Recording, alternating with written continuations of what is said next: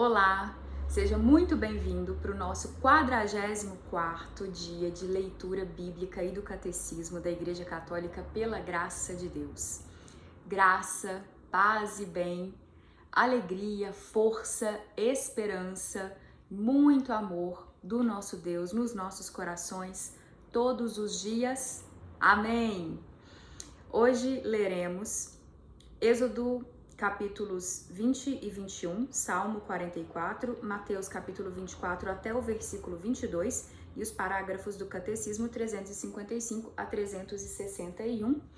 E nós pedimos que Deus nos ilumine com a graça e sabedoria do Espírito Santo para que nós compreendamos bem a palavra de Deus, em nome do Pai, do Filho e do Espírito Santo. Amém. Seguimos. Êxodo capítulo 20, o Decálogo. Deus pronunciou todas estas palavras dizendo: Eu sou Yahvé teu Deus, que te fez sair da terra do Egito, da casa da escravidão. Não terás outros deuses diante de mim. Não farás para ti imagem esculpida de nada que se assemelhe ao que existe lá em cima nos céus, ou embaixo na terra, ou nas águas que estão debaixo da terra.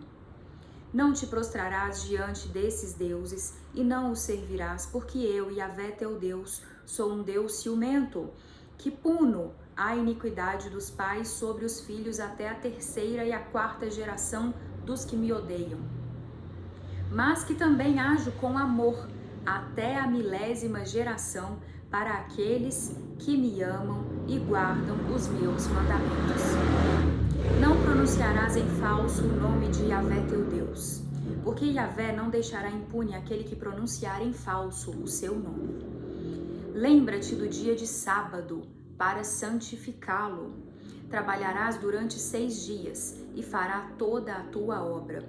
O 7º dia, porém, é o sábado de Yahvé teu Deus. Não farás nenhum trabalho, nem tu, nem teu filho, nem tua filha, nem teu escravo, nem tua escrava, nem teu animal, nem o estrangeiro que está em tuas portas. Porque em 6 dias Yahvé fez o céu, a terra, o mar e tudo o que eles contêm. Mas repousou no 7º dia, por isso Yahvé abençoou o dia do sábado e o consagrou. Honra teu pai e tua mãe, para que se prolonguem os teus dias na terra que Yahvé teu Deus te dá. Não matarás, não cometerás adultério, não roubarás, não apresentarás um testemunho mentiroso contra o teu próximo, não cobiçarás a casa do teu próximo, não cobiçarás a mulher do teu próximo, nem o seu escravo, nem a sua escrava, nem o seu boi, nem o seu jumento, nem coisa alguma que pertença a teu próximo. Todo o povo, vendo os trovões e os relâmpagos, o som da trombeta e a montanha fumegante, teve medo e ficou longe.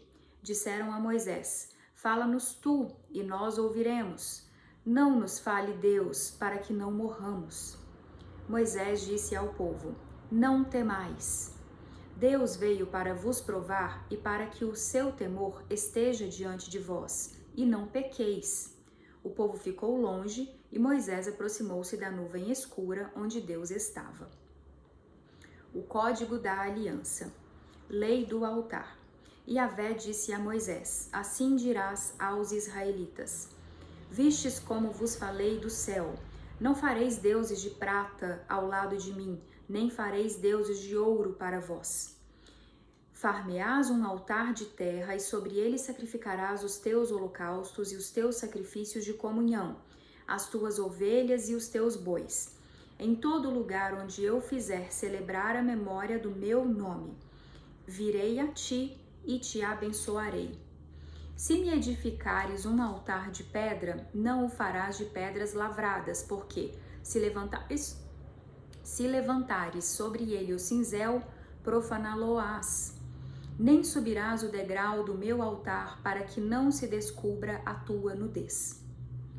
Capítulo 21. Leis acerca dos escravos. Eis as leis que lhes proporás. Quando comprares um escravo hebreu, 6 anos ele servirá, mas no sétimo sairá livre, sem nada pagar. Se veio só, sozinho sairá. Se era casado, com ele sairá a esposa. Se o seu senhor lhe der mulher, e esta der à luz filhos e filhas, a mulher e seus filhos serão do Senhor, e ele sairá sozinho.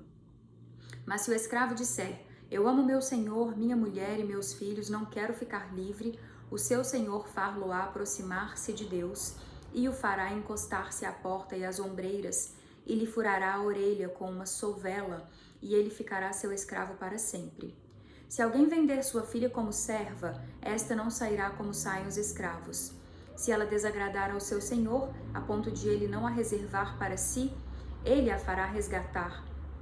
Não poderá vendê-la a um povo estrangeiro, usando de fraude para com ela. Se a destinar a seu filho, este a tratará segundo o costume em vigor para as filhas. Se tomar para si outra mulher, não diminuirá o alimento, nem a vestimenta, nem os direitos conjugais da primeira.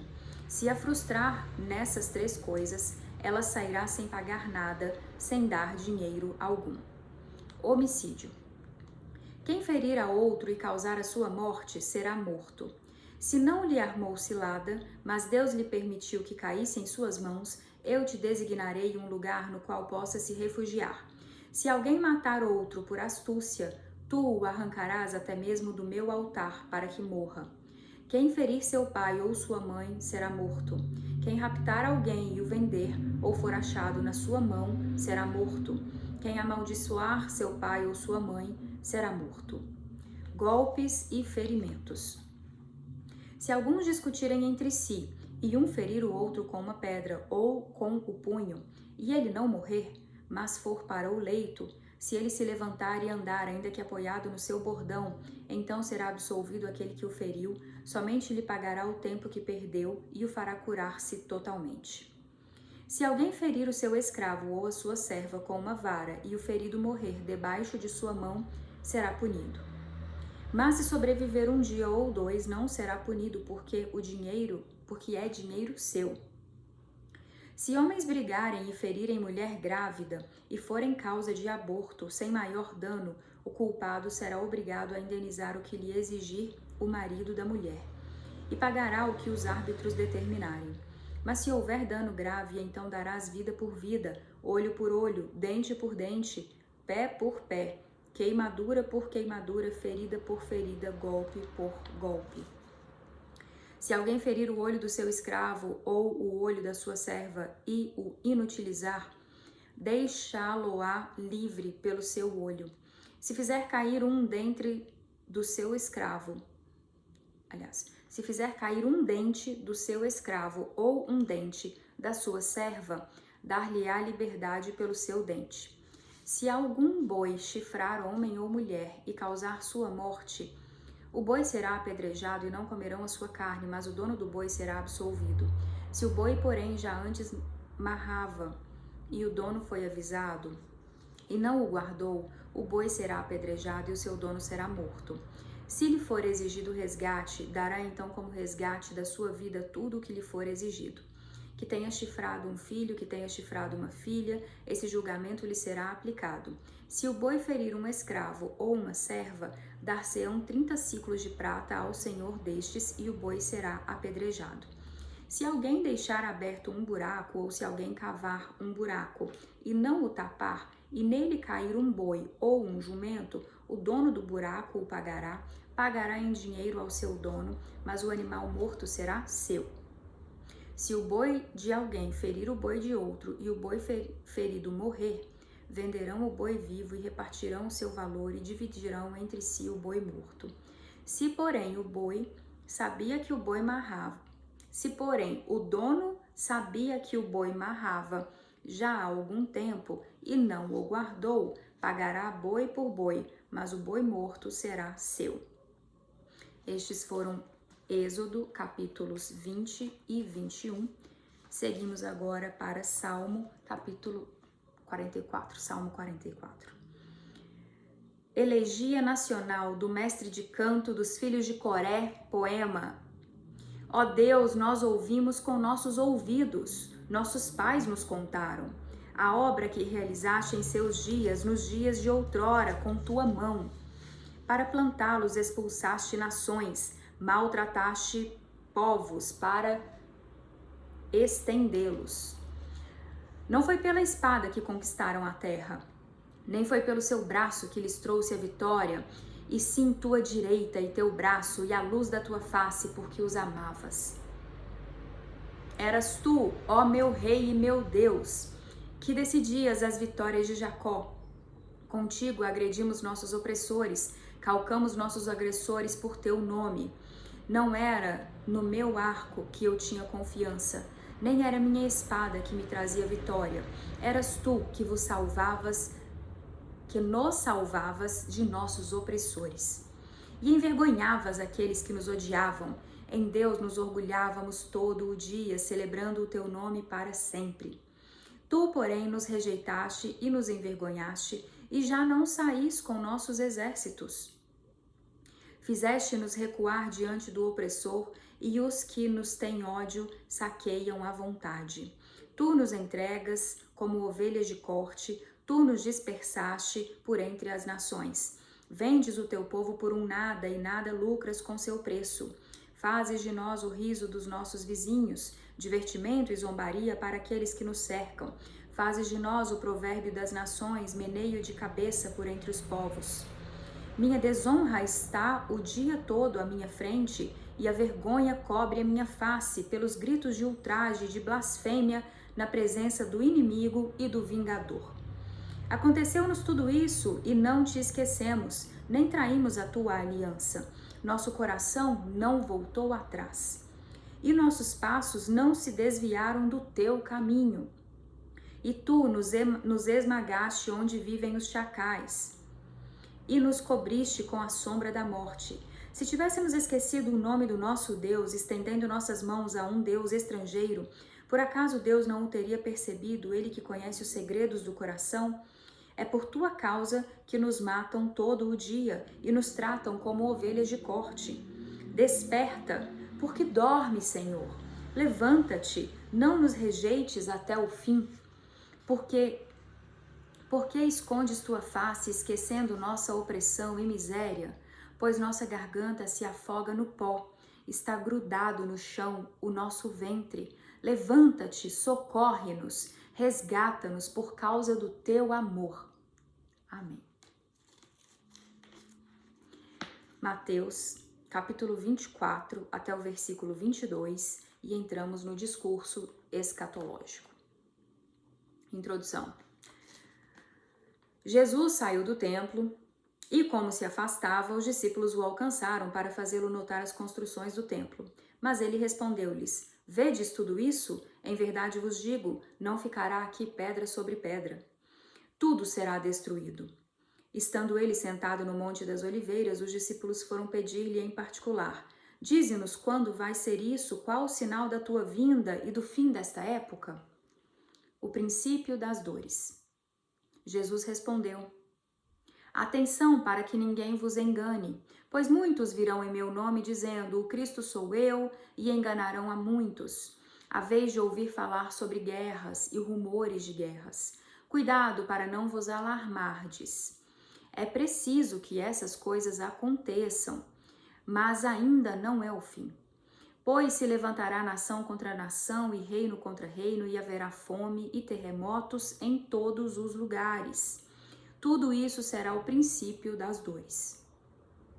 Nesse tempo vos entregarão à tribulação e vos matarão, e sereis odiados de todos os povos por causa do meu nome. E então muitos sucumbirão, haverá traições e guerras intestinais. E surgirão falsos profetas em grande número e enganarão a muitos. E pelo crescimento da iniquidade, o amor de muitos esfriará. Aquele, porém, que perseverar até o fim, este será salvo. E este evangelho do reino será proclamado no mundo inteiro, como testamento para todas as nações. E então virá o fim. A grande tribulação de Jerusalém. Quando, portanto, virdes a abominação da desolação, de que fala o profeta Daniel, instalada no lugar santo, que o leitor entenda. Então os que estiverem na Judéia fujam para as montanhas. Aquele que estiver no terraço não desça para apanhar as coisas da sua casa, e aquele que estiver no campo não volte atrás para apanhar a sua veste. Ai daquelas que estiverem grávidas e estiverem amamentando naqueles dias. Pedi que a vossa fuga não aconteça no inverno ou num sábado, pois naquele tempo haverá grande tribulação, tal como não houve desde o princípio do mundo até agora, nem tornará a haver jamais. E se aqueles dias não fossem abreviados, nenhuma vida se salvaria, mas por causa dos eleitos, aqueles dias serão abreviados. Aqui nós lemos Mateus capítulo 24 até o versículo 22. Pelo cronograma do dia, seguimos o cronograma pelo Padre Mário Sartori e eu espero que você esteja acompanhando a homilia dele diariamente, que é imperdível, uma grande bênção de Deus. E se você ainda não checou, vai lá no site dele, www.padremario.com. Eu acho que é só .com. Eu sempre deixo aqui na descrição da maioria dos episódios, tem aqui para você checar o material dele lá, é importante. Se tiver oportunidade, a possibilidade, apoie os projetos, por favor. Faça assinatura, é um valor acessível para a maioria das pessoas. É um valor anual para assinatura do ano todo, é menos de R$80, se eu não me engano. Então, agora o Catecismo da Igreja Católica. Começamos com a oração do Credo, a nossa profissão de fé, na versão do símbolo niceno-constantinopolitano.